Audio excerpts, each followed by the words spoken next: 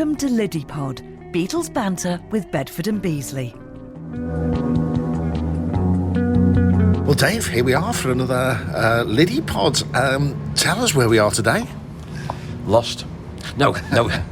As ever, we've gone looking for another breakfast and just had a fantastic breakfast. Very continental as well. Brioche, didn't we? We were really, really posh. We had brioche today. And for those, let's tell people where we are. Yes, an important place. It's called Mersey Maid. It's not been open that long. Right here, just off Paradise Street in Liverpool city centre, and they champion local people, local craftspeople, whatever. It's a wonderful place, but they got a lovely cafe restaurant as well. So we thought, why not combine the two? Have a nice breakfast and promo for Mersey Maid. It's a great place. Now check him out. It is a really good. It's a great concept, as you say, Dave, because they've got the cafe here. It's called Scribble, and then all around, upstairs and downstairs, they've got loads of things for sale, which have been made by local artists, many of whom are in the building. So you can actually walk around and watch the artists at work, and then go and buy their products in the shop. It's a great concept. Well, it is. So my book's going to be sold here. You will not be able to walk around and see me working while I'm writing because I'll probably be half asleep. But I love the idea the place is called Scribble because that about sums up my handwriting. If you ever see my scribble when I'm working on a book or something like that, my handwriting is appalling. It's awful. But I sort of call it my own secret code because I'm the only one who most of the time can read what I've written.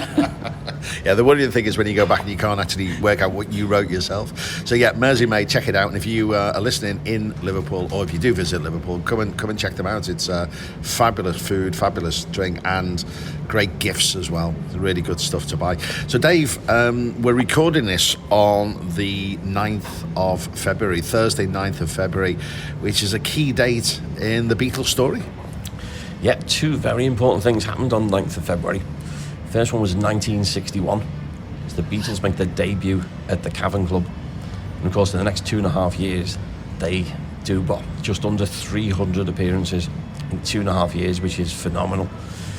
So that's the first bit. But then exactly 3 years to the day later, 9th of February 1964, I think most of us know what happened then. 73 million tune into Ed Sullivan show. Look what they did in those 3 years. I mean, it is incredible, isn't it? Because if you take 3 years back from 1961, so 1958, and you look at, how things had moved on then, it was like a massive development in the space of only 3 years.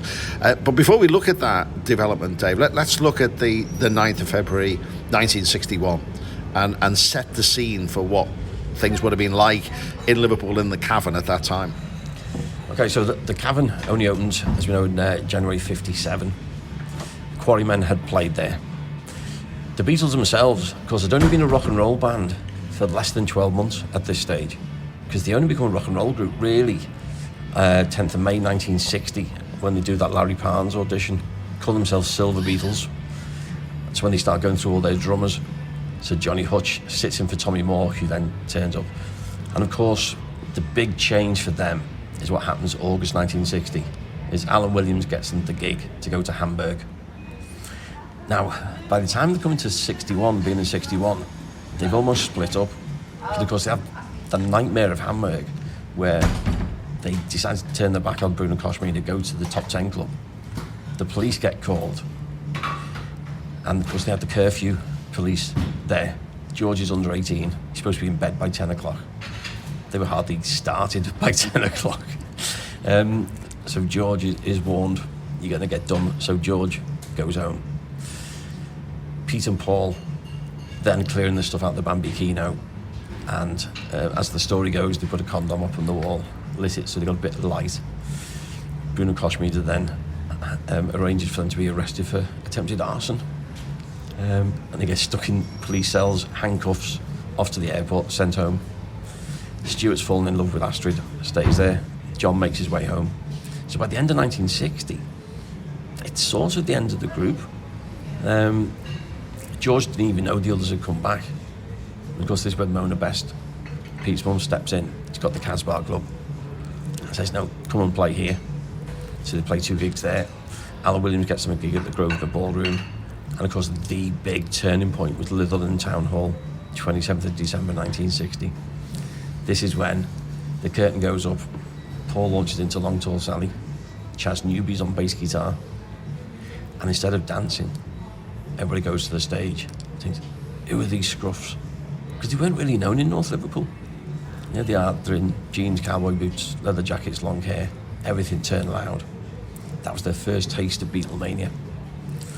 I mean, it is incredible when you think about it, because often you think about the Beatles story, you think about, from 1957 and onwards from there, and you just think it was a continuous timeline, but there was that hiatus, wasn't there, when, things did sort of, I don't think you can even say break up. I think it just drifted apart, and quite possibly it could have stayed that way. Well, it could, because they'd had that same issue in 59, when they were down to just John, Paul and George, no drummer. All the other groups are going to rock and roll groups, and they stopped performing. So, George joins Les Stewart Quartet, and for a few months, the three of them aren't playing together. Then you have these amazing coincidences of the Les Stewart Quartet supposed to open the Casbah. Big argument, they don't. George and his mate Ken Brown go to Mona Best. She says, get me some more musicians. George reforms the Quarrymen to open the Casbah, 29th of August 59. So there's many occasions in the story before they become the Fab Four and famous where it could have ended. So it happened in 59, but this was a big one. They're coming back from Hamburg. They'd been playing all these hours a night. Were a brilliant group, but they felt like that was it. It was all over. But thankfully, it wasn't. And they do these gigs. Suddenly every promoter wants them.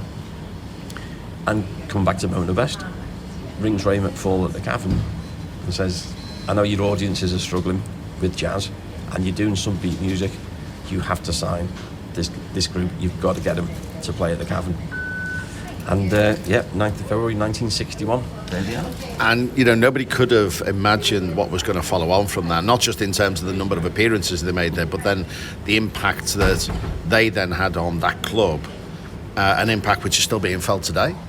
Well, it is, and a lot of people see the Cavern as the birthplace of the Beatles. I'd say the Casbah is more than the Cavern is, but they needed to be in the city centre, and the Cavern was perfect for it. And of course, the way the story goes on that first appearance, it's a lunchtime appearance. They don't play in the evening until March.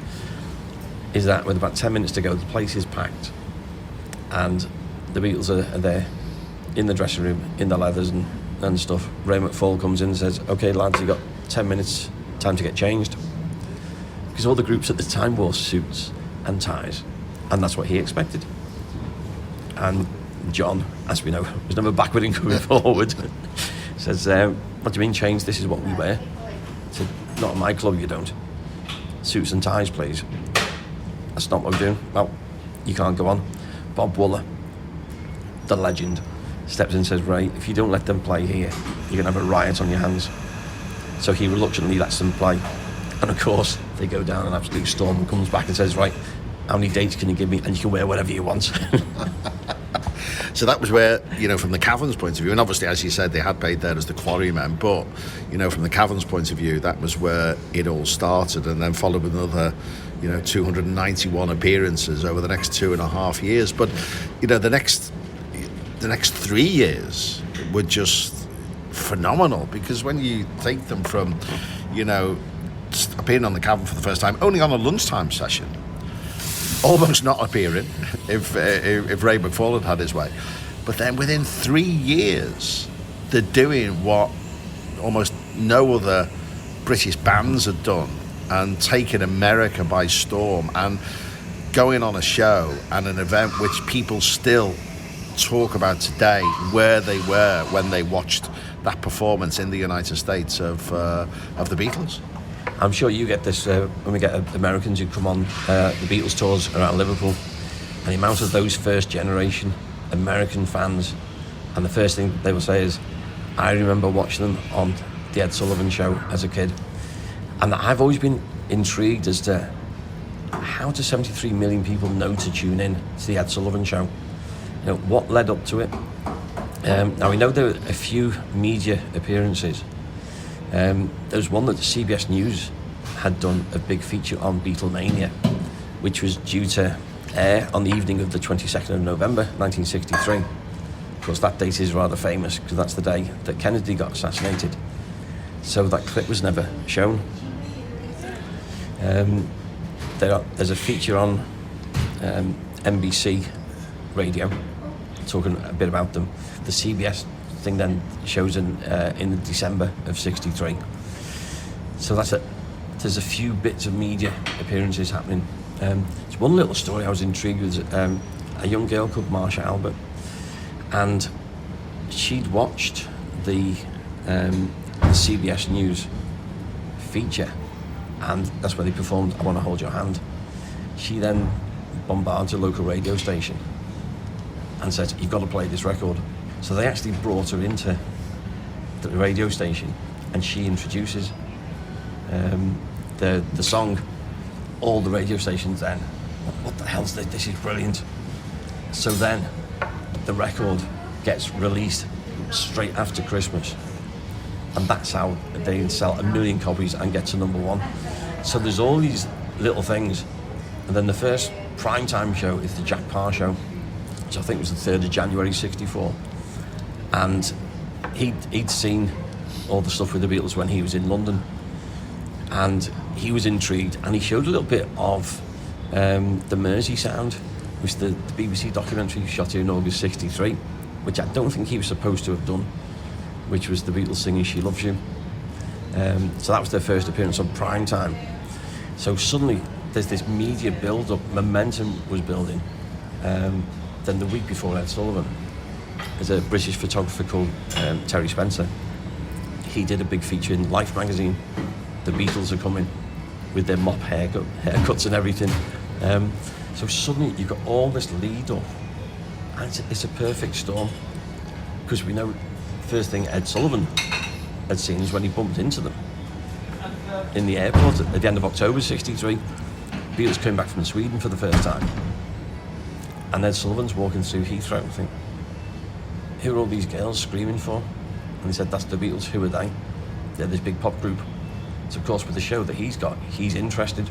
So all these little seeds build up to it, and it's just, you can still see, when the people come on the tours and they talk about it, their face lights up, and it's like they're a kid again watching that television show. And it was seismic change. Yeah, I mean, I got the same thing, Dave, as exactly what you've just said. I had a woman on a tour who told me she was in her early teens, and she was within the first 3 rows of the Ed Sullivan show because her friend's dad worked on the show. So her and her friend got tickets to watch it, and watched it from like really, really close up. Really remembers it very, very distinctly. But you're right. I mean, people still today talk about where they were, how they watched it, how their parents commented detrimentally against what they were watching. Who are these? You can't even understand them, and all this sort of thing. And it's one of those sort of seismic moments in it's certainly in Beatles history, but I think in American culture as well. People still talk, very affectionately about that Ed Sullivan show. Yeah, and it's amazing how much it affected those young people, because the Ed Sullivan show was the family show. Everybody watched it, and like you say, some of the parents would have been looking over the top of their newspaper thinking, "What is this?" And it's funny if you go and watch some of those news clips, and they refer to the haircuts. And funny, yes, it was they introduced the sheepdog haircut, they called it. They of course know it's the mop top, or the bowl cut. But it's one of those things. It's hard for us looking back and realising musically what a seismic change it was, and that's one of those things that of talking to like the guys from the Quarrymen, for example, saying, up to that point there'd been jazz and everything else. And then suddenly within a space of a few months, you've got Rock Island Line, Heartbreak Hotel and Long Tall Sally. And you think, that must have been absolutely mind-blowing to listen to. But then you've got this TV event of 73 million people. I think, who does that? Yeah. And we are now looking, I think, at social and cultural history.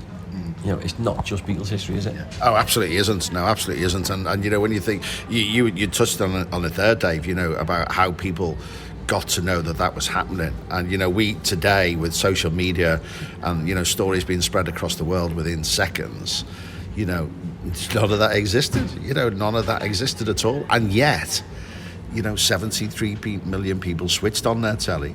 Crime rates went down, you know, because people were watching this phenomenal event, which people still talk about today, and will continue to talk about. That will be in the, I was about to say in the textbooks, but it will be in the in curriculum of schools and colleges and universities going forward as an event in media history as well as musical history. Yeah, and I think it's nice to use that context like we have done, say, you know, debut at the Cavern, and within 3 years, that's where they've got to. And that, it's almost like in the early days of the Beatles, their dream was to do what Rory Storm the Hurricanes did, was to get a summer season at Butlins. You know, that was making it.